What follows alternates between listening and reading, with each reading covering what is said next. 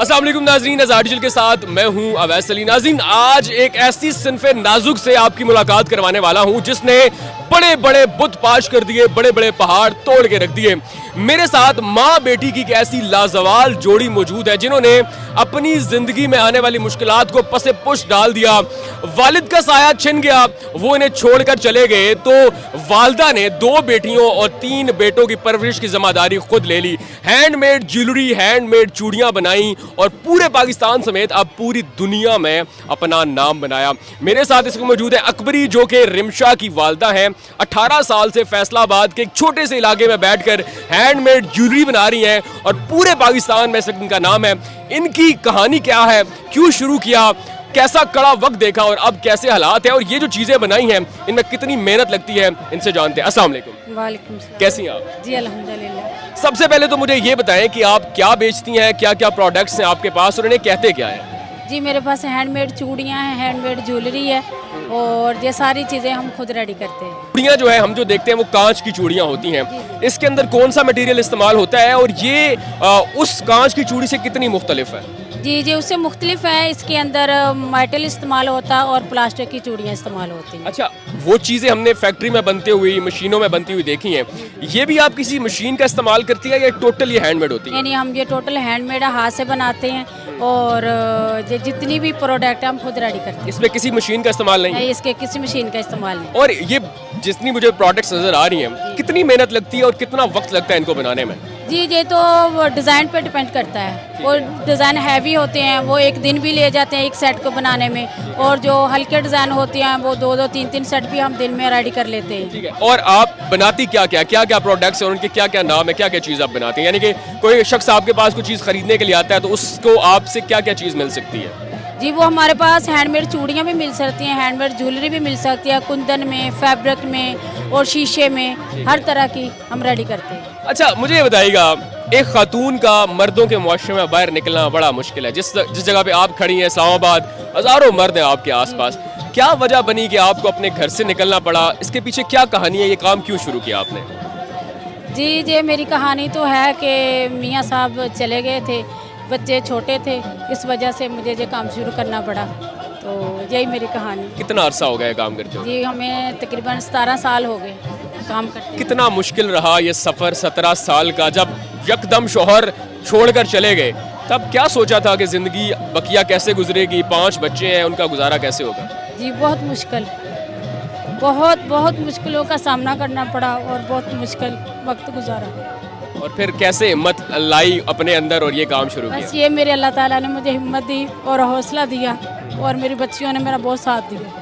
कि ये काम जो आप कर रही हैं, ये आपको पहले से आता था या जब मुसीबत या एक मसला बन गया उसके बाद आपने सीखा? नहीं, पहले मैंने कभी इतना काम नहीं किया था, तो लेकिन आस्ता आस्ता ये काम करना शुरू किया। 17 साल ये जो गुजारे हैं, आसान थे, मुश्किल थे, या आप अगर वो पीछे जाती हैं, वो सोचती हैं उस दिन को, कैसा महसूस होता है? बहुत मुश्किल, बहुत मुश्किल दिन था। बहुत मुश्किल। अब कैसा लगता है? माशाल्लाह औलाद भी जवान हो गई है, साथ काम भी अब चल गया है, लोग आपको जानते हैं, अब कैसा लगता है? जी अल्हम्दुलिल्लाह बहुत अच्छा है। घर का निज़ाम कैसा चल रहा जी है? बहुत अच्छा गुजरा है अल्हम्दुलिल्लाह। अच्छा ये बताएं, ये जितनी प्रोडक्ट्स आप बनाती हैं, इन पे मेहनत तो आपने बताया हैंडमेड बहुत लगती है, पैसे कितने चार्ज करती हैं? और कितना, अगर हम वैसे रफली बात करें तो एक माह का आप कितना कमा लेती हैं? जी अल्हम्दुलिल्लाह घर का अच्छा गुजारा होता है। और आप अपनी प्रोडक्ट्स को किसी ऑनलाइन जगह पे सेल करती हैं, दुकान है, या इसी तरह के इवेंट्स पे आप सेल करती हैं? नहीं, इवेंट भी हम यहाँ इवेंट हो हम वहाँ करते हैं, लेकिन ऑनलाइन भी सेल करते हैं। ठीक है। जब आपके शौहर ने आपको छोड़ दिया, आपने ये काम शुरू कर दिया, अब आप वो जानते तो होंगे आप ये काम कर रही हैं, जी जी। कभी उन्होंने पलट के रब्ता किया? नहीं नहीं किया। नहीं किया। अगर कभी रब्ता करें, माफ़ कर देंगी? ये तो वक्त पर डिपेंड करता है, मुश्किल है। मुश्किल है। क्या कहना चाहेंगी? बहुत सारी ख़वातीन ऐसी हैं जिनकी ज़िंदगी में इस तरह की मुश्किलात आती हैं, अपने छोड़ जाते हैं, कोई कमाने वाला नहीं है, भीख की तरफ चली जाती हैं या और गलत कार्यों की तरफ चली जाती हैं, क्या कहना चाहेंगी उनसे? नहीं, मैं यही कहूँगी वो हाथ से अपनी मेहनत करें, मेहनत से खाएं और इज्जत से जिएं। ठीक है। आज आप कितनी मजबूत है, इस माशरे के अंदर मर्दों का ज़माना है, कुछ ना कुछ मसाइल ख़वातीन को फेस करना पड़ते हैं, आपको इस फील्ड में आके या बाज़ार में आके किस तरह के मसाइल का सामना करना पड़ा? जी अल्हम्दुलिल्लाह, ये तो अपने पे डिपेंड करता है, ये इंसान के अपने आप पे डिपेंड करता है। ये मुझे कोई ऐसी मुश्किल का सामना नहीं करना पड़ा अल्हम्दुलिल्लाह। अच्छी गुजारा हो रहा है। अच्छा, बस आखिरी सवाल मुझे बताएं, जब आपके शौहर ने आपको छोड़ा तब तो आपको लगा होगा कि बहुत मुश्किल वक्त है, लेकिन आज अकबरी अपने पाँव पे खड़ी है, दुनिया उनको जानती है, मेहनत कर रही है, क्या लगता है कि अल्लाह से जो शिकवा था शुक्र में बदल गया अब? जी अल्हम्दुलिल्लाह। क्या कहना चाहेंगे इस बारे में? जी अल्हम्दुलिल्लाह, अल्लाह का शुक्र है कि बहुत अच्छा गुजर रहा है। अब आप लगता है कि वो शायद बेहतर भी हो गया, वो चले गए? जी अल्हम्दुलिल्लाह। अच्छा, मेरे साथ इनकी बेटी रिमशा भी मौजूद है, माँ का बराबर साथ देती है और बहुत अच्छा काम करती है। रिमशा, ये बताइएगा, आप इस सारे सेटअप में कितनी हेल्प करती है मामा की, और आपको क्या क्या चीज़ बनानी आती है? ये जो काम है ये सारा मतलब इसकी डिज़ाइनिंग भी और क्राफ्टिंग भी हम खुद करते हैं। तो ये है कि मतलब इसकी डिज़ाइनिंग मैं खुद कर रही होती हूँ, मैं होती हूँ, मम्मा और सिस्टर, हम 3 लोग मिलकर ये करते हैं। अच्छा, ये जो डिज़ाइनिंग आप करती हैं, इसमें कुछ जदीद तरीकों का भी इस्तेमाल करती हैं? इंटरनेट से डिज़ाइन देखती हैं या लोग आपको कहते हैं कि इस तरह के डिज़ाइन हमें चाहिए, कस्टमाइज चीज़ें भी बनाती हैं?